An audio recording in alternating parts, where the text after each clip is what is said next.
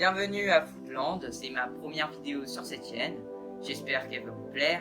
Et si vous aimez cette vidéo, n'hésitez pas à vous abonner et à liker cette vidéo. Aujourd'hui, je vais parler du top 5 des dossiers chauds du mercato hivernal. Bon visionnage.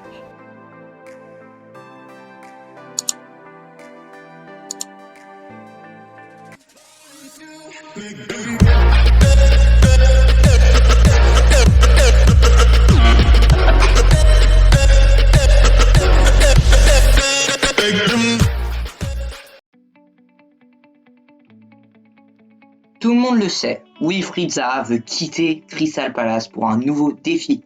Plusieurs clubs se sont manifestés pour récupérer l'ailier ivoirien de 26 ans, notamment Chelsea.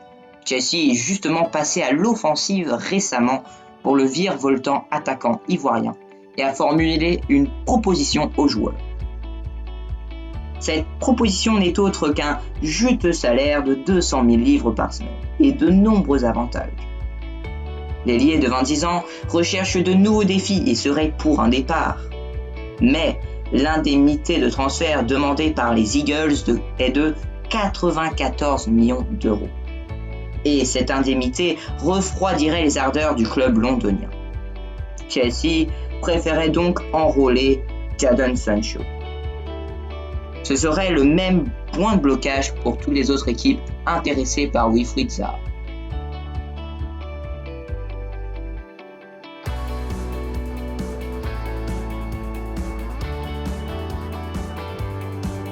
Chelsea est sur tous les fronts lors de ce mercato hivernal. Et oui, Chelsea est disposé à signer un gros chèque pour s'attacher les services de David Alaba, le latéral gauche du Bayern. On parle de 70 millions d'euros. Frank Lampard a confié à ses dirigeants qu'il aimerait avoir un latéral gauche dans son effectif. David Alaba, concurrencé par Lucas Hernandez, ne serait pas contre un départ. Affaire à suivre attentivement.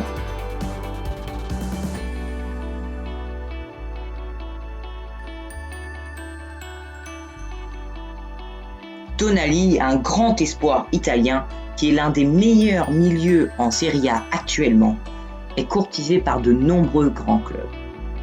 Leonardo, habitué des bons coups en Italie avec le PSG, serait très intéressé.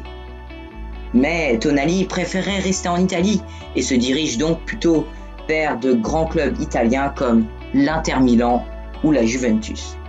Leonardo n'abandonne pas pour autant. Il était dans la même situation il y a quelques années avec Verratti. Ce dernier voulait rester en Italie, mais a été convaincu par Leonardo d'aller au PSG. Il faut savoir que Leonardo était en contact avec Tonali avant même d'arriver au PSG. Donc, tout peut se faire. En quête d'un milieu offensif créateur, Manchester United serait proche de trouver un accord avec le Sporting pour le transfert de Bruno Fernandes, auteur de 6 buts en 14 matchs depuis le début de la saison. Déjà dans son viseur l'été dernier, Man United aimerait se l'offrir définitivement pour étoffer son milieu de terrain. Un accord pourrait être trouvé pour environ 65 millions d'euros. Le coach Sporting se prépare même à l'éventualité d'un départ. Je commence à penser à d'autres alternatives, si Bruno Fernandes ne reste pas avec nous. Au Portugal, malheureusement, nous ne pouvons pas garder les meilleurs joueurs très longtemps, déclare l'entraîneur portugais. De plus, les besoins de liquidité du Sporting faciliteraient les discussions.